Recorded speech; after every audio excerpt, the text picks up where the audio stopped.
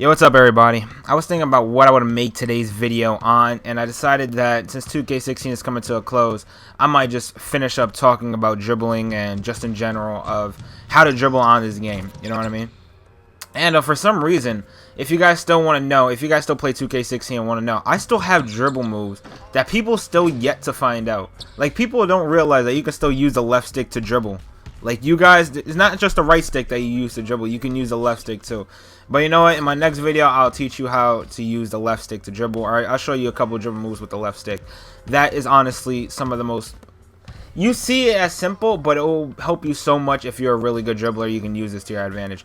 But that's what I'm going to talk about now, actually. How to be... What separates the best dribblers from the really good ones or just the good ones, you know what I mean? How to become the best dribbler in general.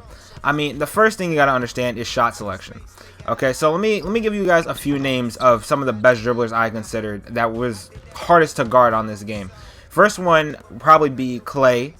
Two is Zachavelli or some shit, something like that. And three, I can't think of a third one, honestly. Those are the only two names that come up. Anybody else was pretty much easier to guard on ball defense, you know what I mean? But unless they use the fucking hop step over and over, like that, I don't count that as dribbling. That, no. If you kept using the hop step and spamming it back and forth, I'm not counting that as being hard to guard. No, you're just fucking trash. Honestly, they had some of the best fucking dribbles on this game. Clay and Zachavelli. I keep saying that motherfucking name wrong. Zachavelli. He's some British awesome ass kid. But I remember them being the hardest ones to guard just because they would move so fucking quick and do something unpredictable. But that's what I'm gonna get into right now. The first thing is shot selection. Okay, there is like another person I remember that was a good dribbler. I think his name was Supreme JRNY or something. This motherfucker would be on the Flyers and start dribbling and do all this other shit and then never make a fucking shot. Like, he'll go 1 for 6 and have his man crossed up. Like, he'll do some of the dumbest shit. Like, he has the worst shot selection. So you can be a good dribbler, but you know what I mean? Like, you can dribble for like 20 seconds and then take a mid-range, and this shit is like an F quality shot, and you basically fuck the entire team. You know what I mean? Like, no matter, you can dribble, you can have the best dribbles on the game. That doesn't make... I'm not talking about just being the best player. This is also about... I mean, I'm not just talking about being the best dribbler. This is also about being the best player, you know what I mean? Because you can dribble for like 20 seconds and take like a wide open shot, but 2K is still going to give you a D- quality or an F quality shot. So you have to know how to dribble and take your shots wisely, you know what I mean? Because there are certain dribble moves that I know that some people don't know this, but there are certain dribble moves that if you do them or you do them repetitively, it's gonna give you an F quality shot no matter what you decide. You know what I mean? So that's one thing that separates the good dribblers from the best dribblers. Creativity. Now, people have a problem with this. Like, a lot of people. This is where a lot of people get messed up on. Creativity. What they do is they go into my court. They chill there, you know what I mean?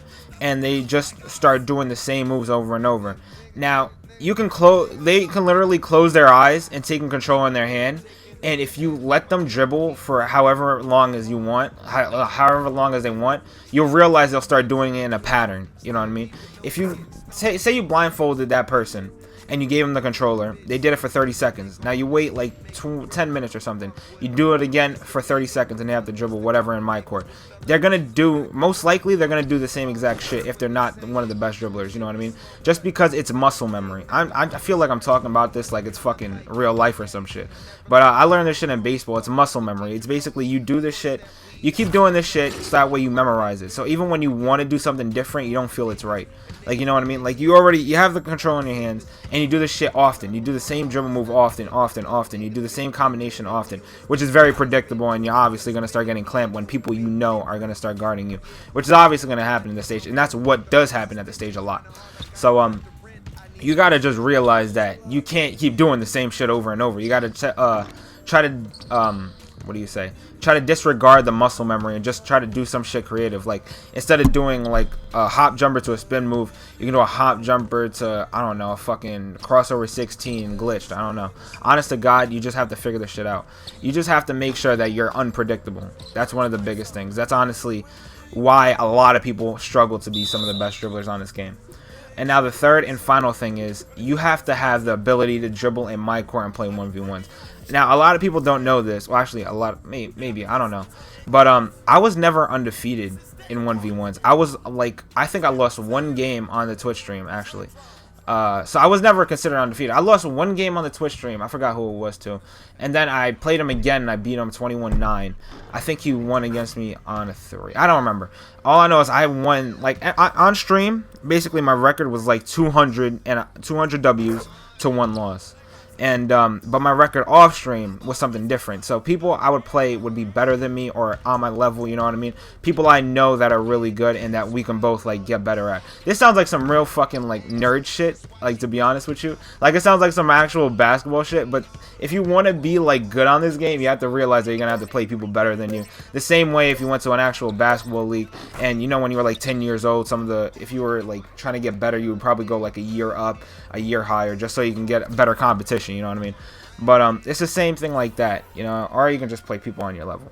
But basically in one-on-ones, I would play fucking AO all the time. I would play Flu, I would play Clay, I would play I think those are only 3 people. Those are only 3 people to actually like be able to beat me, honestly. But it would be on some bullshit. We would just make fucking jokes. Those are the 3 people who actually were able to beat me and I were able to beat. Flu glowed up on fucking patch 3 though. He was always ass before. That motherfucker would always get slaughtered. But what else? You just have to have the ability to play those one-on-ones and keep doing it often. I haven't, honest to God, the first month I had this game, or I think the first 2 weeks. All right, the first week I went for badges and I got like 50 badges on my player or some shit. And then oh shit, why am I fucking talking like an idiot? Then I think the 3 weeks in that month, I would be playing one-on-ones or dribbling in my court. I remember that. It's either that or I played on the 2K court, honest to God. But I really remember playing, just going into my court, just 1v1 and just dribbling in fucking my court, just being bored as shit, honest to God.